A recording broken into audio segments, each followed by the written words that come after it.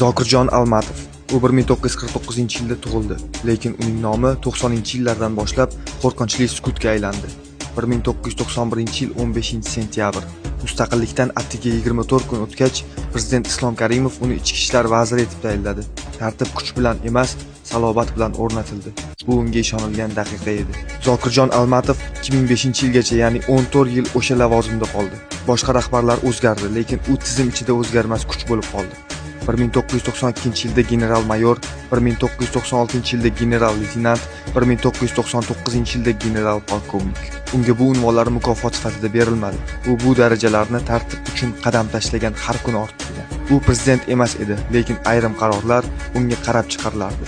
U chiqish qilmasdi, ammo uning jimligi minglab chiqishlardan kuchliroq edi. 2005-yilda Andijon voqealaridan keyin sog'lig'i sababli iste'foga chiqdi, ammo uning nomi tizimdan o'chmadi.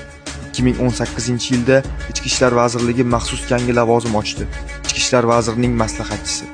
Bu lavozim esa faqat unga qaytish imkoniyati bo'lishi uchun yaratilgan. Tarixda shunday odamlar bo'ladi. Ular haqida yozilmaydi, ular haqida shivirlanadi. Zokirjon Almatov ana shunday edi. Na shovqinli, na ko'rinadigan, ammo unutib bo'lmaydigan kuch.